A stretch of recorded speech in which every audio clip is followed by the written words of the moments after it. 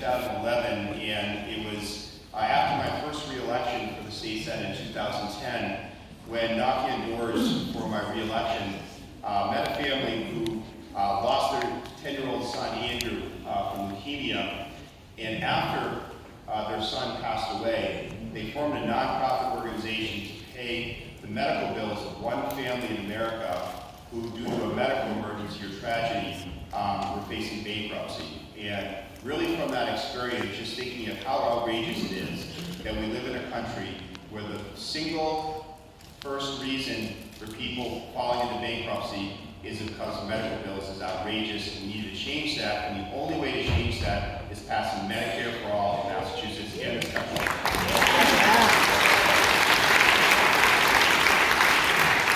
So what we have done since then is looking to build a movement in Massachusetts, and I am so proud to be here to represent Lindsay Sabadosa, because together in her first term, we have formed the Medicare for All caucus in Massachusetts. I think one of the first legislatures to create a Medicare for All caucus in the entire country.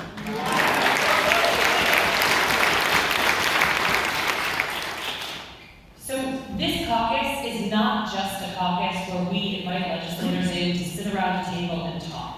Because Senator Eldridge and I believe that organizing happens both inside of the State House and outside of the State House.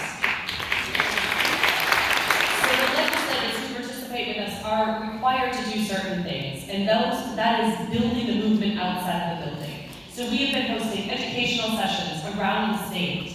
We have been asking not only that they sign on to the legislation, but they get out and they talk to their constituents. We have been out talking to union members and trying to figure out how we make this the best possible legislation that we can on the state level. We have also been seeing ballot initiatives across Massachusetts. And I will tell you, in my district, even my most conservative town passed the ballot measure by 50%, and the most progressive by over 85. Wow.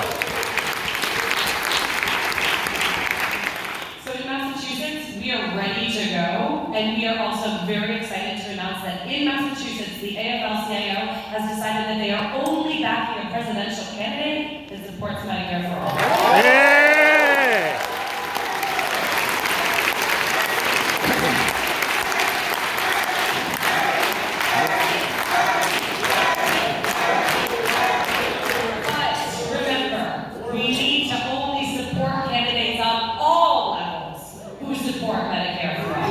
Yeah. So it is our pleasure now to introduce and have him come to the stage Richard Master. And I had the chance to meet Richard last night at the beginning of the conference, and just so impressed with his knowledge of the numbers and how that affects our healthcare system, both for consumers but also for businesses.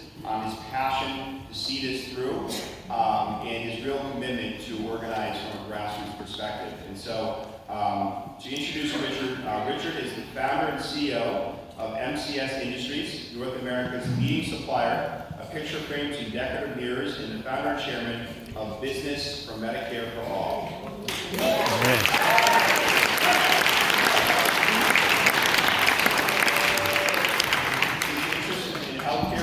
By the relentless cost increases his company and its employees have been experienced annually since 2000. His initial research and investigation led him to form the Unfinished Businesses Foundation, which led to the production of the films Fix It.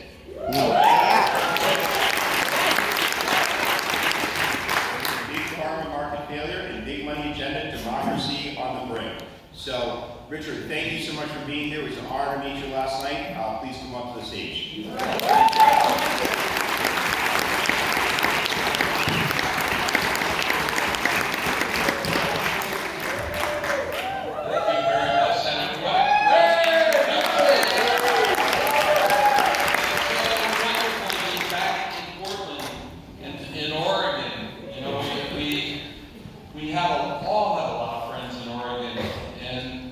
Say a few words about this state and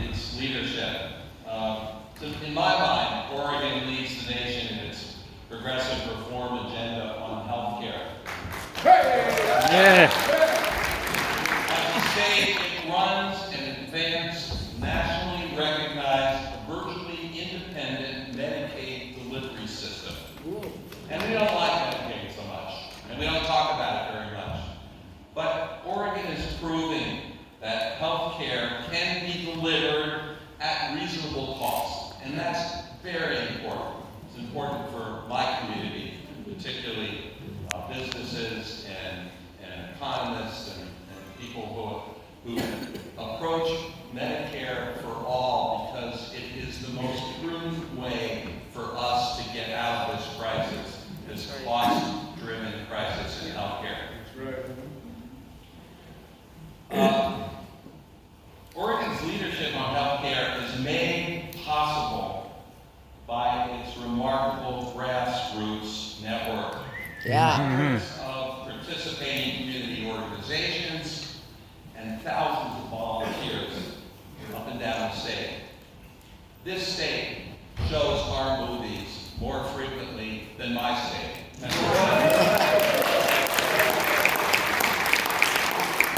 come into this community because I hear it, and when I hear it and fix it, and everybody greets me in the airport and I think I'm a rock star. That's right. You rock. You rock. Oregon activists deserve our thanks for their tireless advocacy on behalf of single payer, and particularly for hosting this year's conference. Thank you very much, Oregon. Yeah. We are nurses and doctors, representatives from the labor community organizers, and we are legislators, and finally we can see an emergence into this movement of business leaders as well. All right. Something that many of you see as essential as part of the overall winning coalition. All of us are here to share a common goal, the decommercialization of healthcare. Getting this monster of commercialized healthcare sector that is eating the rest of our economy alive. We've got to get it under control. Yeah. Off the backs of hardworking Americans,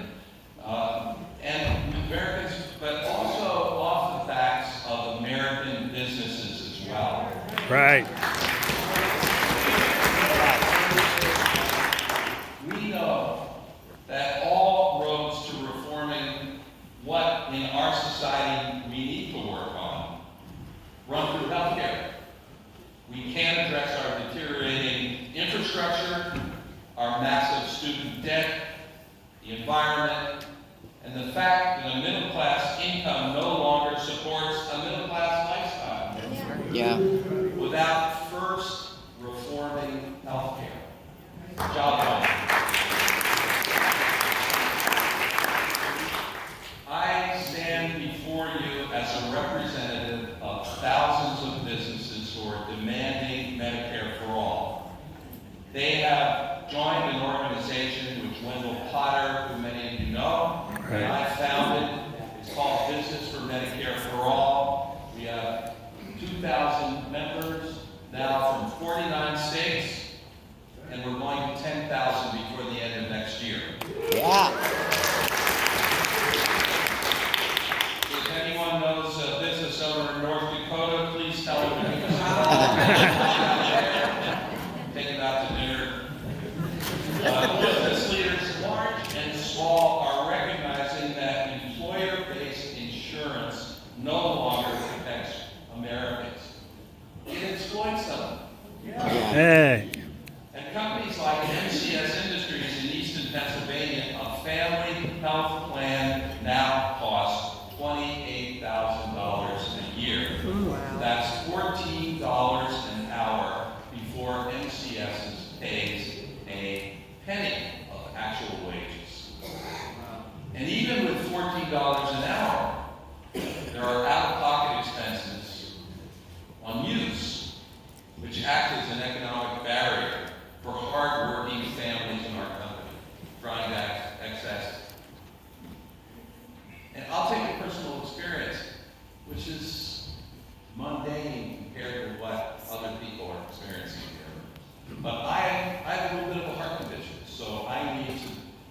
have periodic diagnosis and care. And I went to Lehigh Valley Hospital, which is the largest health network in our area. And I got an echocardiogram. But before I went, the hospital sent me a notice. Please be prepared to spend $1,700 for your echocardiogram. And they have the calculations. The sticker price for the echocardiogram was $4,600. The 2 minutes, sorry. All right. The negotiated price from our insurance company was $2,400. Whoop-de-doo. Wow, I couldn't live without the insurance company, right? The insurance company said to the hospital, we're only going to pay $700 of it. And I was expected to pay $1,700. Fortunately, MCS does have secondary insurance which covers the bulk of the deductible. Because we know that our employees cannot afford for a simple diagnostic test $1,700 or $200. It's absurd. I go to the hospital and I sit in the waiting room. I go in to a little room with a technician and a little box and an electrocardiogram device, echocardiogram device. 10 minutes later, I'm out the door. 5 minutes after that, the cardiologist comes in and says you're okay, and I've read it for 3 minutes, and that costs $2,400. I called my brother, who's a pulmonary disease doctor, and I said, hey Ken, how much does this cost?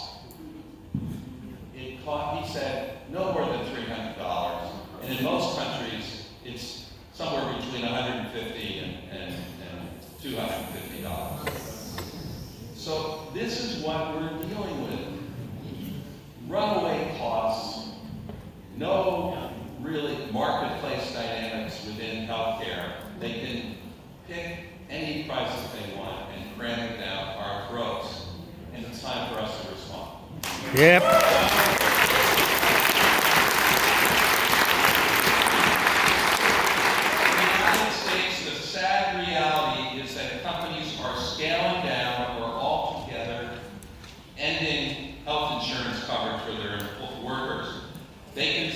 They say they can't afford it. Only 50% of employers now offer coverage, down from 67% a decade ago. The employer-based system is failing fast, but as scary as that is, it's an opening for our movement. It's what we've been waiting for. The system is devolving, clearly. A majority of small business owners now support Medicare for all. So do a majority of workers who receive their health insurance through work. They now know what we know. You can't count on corporate insurers to be there when you need them. Insurance companies provide no real value to American businesses. They are gluttonous. Business Medicare for All stands with all of you on the front lines of the fight for guaranteed health care for all Americans. Today at 11 and then again at 1 o'clock, we're holding two breakout sessions. No, we want breakfast. Breakfast section. Breakout sessions to present how to recruit businesses in your locale to join our coalition. We have red postcards out the back that refer you to businessformedicare.org and also provide some instructions on how to contact us and help us get to our 10,000, which we think is critical mass for our movement. Together, we'll grow to 10,000. We will have at least one business leader become a key partner to all of you, and we will help you win our shared fight